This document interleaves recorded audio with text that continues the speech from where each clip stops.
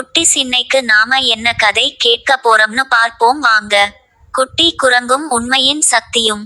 ஒரு பெரிய பசுமையான காட்டில் மிக்கி என்ற ஒரு குட்டி குரங்கு வாழ்ந்து வந்தது.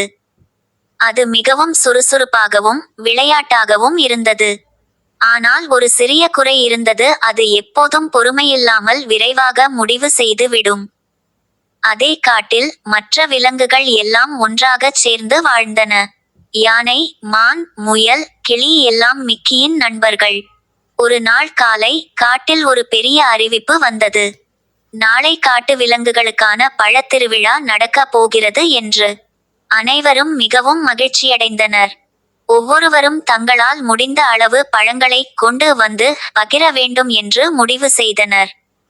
மிக்கியும் மிகவும் உற்சாகமாக இருந்தது. நான் எல்லாரையும் விட அதிக பழம் கொண்டு வருவேன் என்று அது பெருமையாகச் சொன்னது. அடுத்த நாள் காலை எல்லா விலங்குகளும் பழங்களை சேகரிக்க காட்டுக்கு சென்றனர்.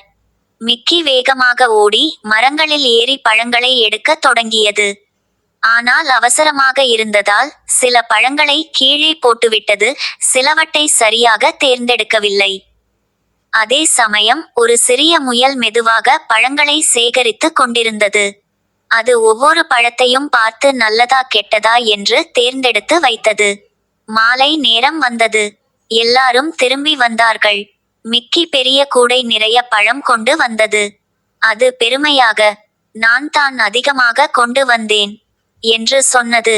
ஆனால் யானை அந்த பழங்களை பார்த்தபோது, இவற்றில் சில பழங்கள் கெட்டுப்போயிருக்கின்றன, சில முறிந்து விட்டன என்று சொன்னது. மிக்கி சோகமாகி நின்றது. அதே நேரத்தில் முயல் கொண்டு வந்த சிறிய கூடை பழங்களை பார்த்தார்கள். அவை எல்லாம் நல்லதும் சுத்தமான பழங்கள். காட்டின் மூத்த யானை சொன்னது, அதிகமாக செய்வது முக்கியமில்லை, நல்லபடி பொறுமையுடன் செய்வது தான் முக்கியம். மிக்கி அந்த வார்த்தைகளை கேட்டதும் மனதில் யோசித்தது.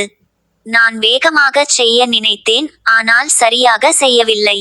அது முயலிடம் சென்று, நீ எப்படி இவ்வளவு நன்றாக செய்தாய் என்று கேட்டது. முயல் சிரித்து, நான் அவசரப்படவில்லை, ஒவ்வொரு விஷயத்தையும் கவனமாக செய்தேன் என்றது. அந்த நாளிலிருந்து மிக்கி எந்த விடயம் செய்வதாக இருந்தாலும் பொறுமையாகவும் நிதானமாகவும் கவனமாகவும் செயல்பட ஆரம்பித்தது.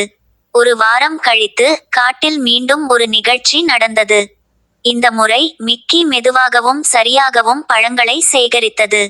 அனைவரும் அதை பார்த்து பாராட்டினர். யானை சொன்னது, மிக்கி இப்போது உண்மையான அறிவை கற்றுக்கொண்டது. மிக்கி மகிழ்ச்சியாக சிரித்தது. இந்த கதையில் இருந்து நாம் கற்றுக்கொள்ள வேண்டிய நெறி, அவசரமாக செய்வதை விட பொறுமையுடன் கவனமாக செய்வதே வெற்றியை தரும். அளவு முக்கியமல்ல, தரம் தான் முக்கியம். இந்த கதை உங்களுக்கு பிடிச்சிருந்தா நம்ம சேனலை லைக், ஃபாலோ அண்ட் சப்ஸ்கிரைப் பண்ணுங்க. பாய் குட்டி.